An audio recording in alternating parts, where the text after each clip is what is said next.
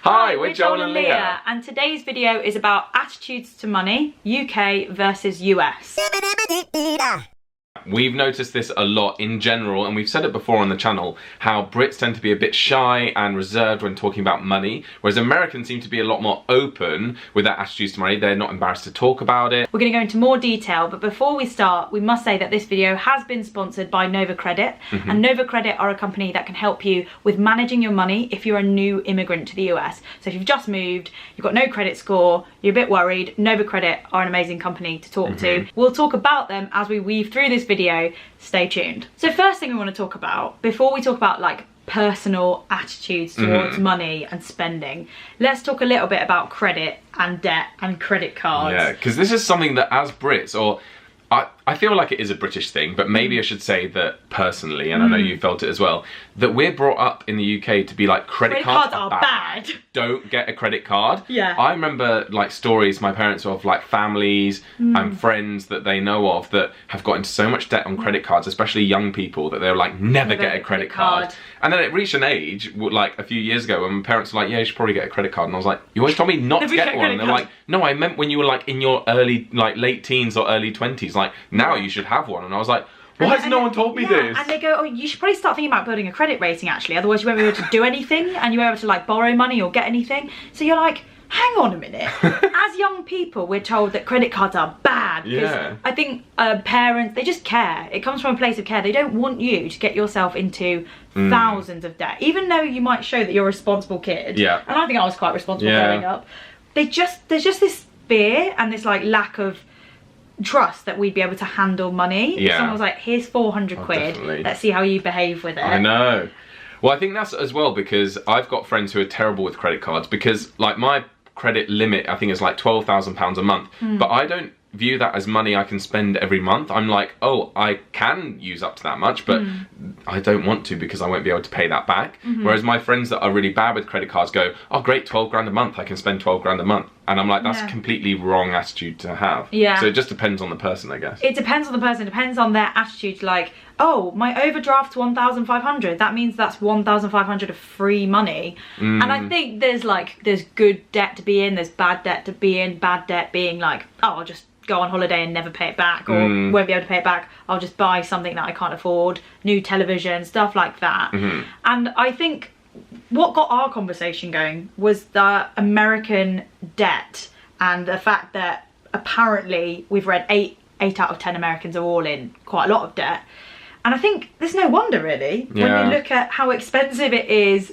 Healthcare. Yeah, education. Like just to go to college is so expensive. People put themselves through debt to send their kids to college. And I just think that there's a huge divide between the UK and the US in terms of like attitudes towards debt. Because I think as well in the UK, if you're in debt, you're seen as irresponsible with money. Whereas in the US, if you're in debt, you're like, well, that's because of healthcare, that's because of education, that's life, you kind of have to. So I think maybe that's the difference. Because yeah, in the UK, if you're in debt, they'd be like, what? But one thing we found out recently, because of this and getting our first credit cards and now onto our second or third credit cards as we've gone on, we've built up our credit score to quite a good level now. But the realization that if we move to the US, we'd be something called credit invisible, where that whole credit score that we've built up in the UK does not apply in the US. It's and crazy. We'd have to start from scratch. Well, that's what you think. So you've got places like, that's what you think, Joel.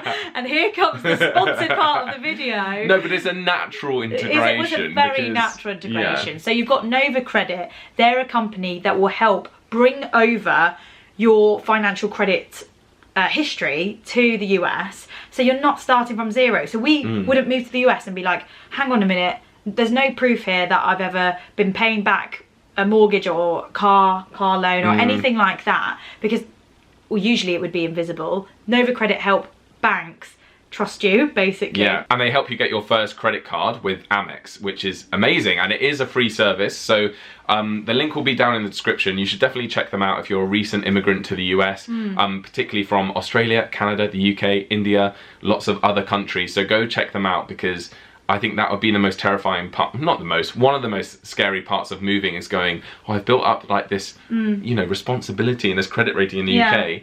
I now have to start from scratch moving to the US. Yeah, definitely. And it's worth mentioning that Nova Credit is a free service. So you might be thinking, oh, how much am I going to have to pay these people to help me get my credit history over? They get paid by the banks, so that's how they make their money. Don't worry about that. There is help available, and that's why we wanted to make this video. Yeah. So if you're watching this video and you've just, say, moved to the US and you're thinking, well, why do I even need a credit score? What's the credit score going to help me do?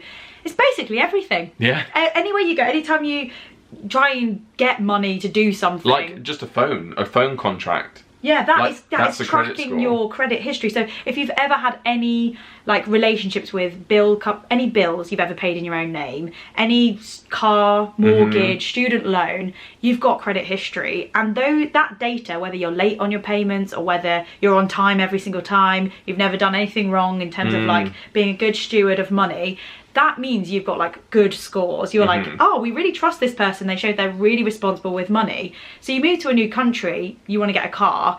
The first thing they're going to do is search for your credit history. And a lot of us, I think it was only about 6 months ago that you and I were like, let's find out our credit scores. Let's just type it in. And we found out that we're financially linked. So anyone you've got a business with, anyone you've got a shared bank account with, even old housemates, if you've shared a bank account with them, then you're linked to them. We're all linked because we've got a business together. So if Joel just one day stops paying for his car, that affects my score because I'm connected to him. And if I just stop paying something that I pay for, it affects Joel. So don't get too worried about people you might be connected with, because that's like not your entire, you know, score based on that. But I just think it is amazing that you can move to a new country now. Well, you can move to the US and you're not going to be starting from zero. Yeah, oh definitely. And to get an American Express card, my first credit card was with a different bank, and then I always wanted an American Express, and now finally I've got one. Fantastic. And they trust me with a lot of money. Yeah. So I'm very proud of that. Yeah. So if I ever move to the US, I will be using Nova Credit to be like, please get me an Amex. Yeah. So a little bit more on general attitudes to money, making money. I think as people in a fairly new industry, we're in the entertainment, YouTube, online, digital space, there's not a lot of people talking about money, talking about how much they earn, how much you could earn. And that for us over the last few years has been really yars. Did I say yars? I didn't hear. I don't know, I thought I heard it. And it reminded me of a character we used to watch. Over the last few years, I think that's been really frustrating for us because we've never really known where to pitch ourselves, where we stand. Yeah, because it's a bit clearer now that this industry is getting a little bit older. There are sort of standard rates that you can sort of refer to. But especially in the beginning, you're like, if a company says, oh, we want to, like Nova Credit, sponsor a video, you're like, oh, well, how much is that worth? And no one would talk about it. Other YouTubers wouldn't tell you how much they were getting. Whereas then when we met Americans, they're like, oh yeah, this is how much you should be charging. You're like, thank you for like sharing information. And I feel like Americans are more open with that. And they're not embarrassed to say, this is how much I got paid for this. Whereas in the UK, it's like, no, don't talk about money. Which is really hard when you run your own business. It is hard. But what was so refreshing about us meeting those US creators was that it was just so black and white, and they were like, we told them about the situation we were in at the time, and they were like, well, just tell that person no, and then do it, and this and that, and then you take that home. And we were like, oh, thanks for the free financial advice. And it extends much broader than money, I think, as well. I feel like success to Americans is not a barrier to helping other people. So like those YouTubers that we're talking about, the American family, they're bigger than us. Like they should, like if they wanted to, they didn't have to talk to us at all, but they were like, we're more successful than you, we're going to help you. And you know, they're not that arrogant, but that's essentially what it was. Whereas in the UK, it feels like if you're successful, you won't help people lower down than you. I feel like that's very common in our industry, especially entertainment industry, even just with introductions. Like when we used to do more acting, just even an introduction to someone else's agent or manager was not that, you don't ask for that. So friends that was would be crazy. like, no, don't, like if you're friends with a good agent, you'd be like, oh, would you be able to like introduce me? And they'd be like, no.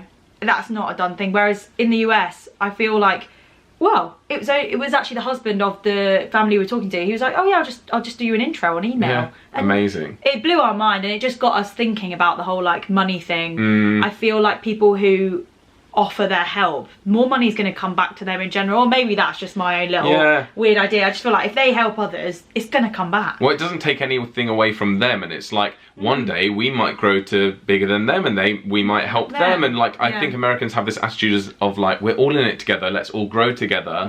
Whereas Brits are a bit like, no, I want to be further ahead than you, I'm gonna like, do you know what I mean? I know, it is sadly one of the worst things about being British, guys. Honestly. There's not much help. No. People are like, I've made it by myself without any help. You're going to have to do the same. Whereas in reality, everyone gets a little bit of help along the way. Yeah, for sure. So we hope you've enjoyed listening to our opinions on attitude to debt and, you know, British versus American money attitudes in general. Yeah, we'd love to hear your views on it because, again, this is kind of our own personal opinions. And we'd love to know your opinions, especially if you are from the US or if you've recently moved there from another country. What's it been like? Has it been really hard? Has it been really easy?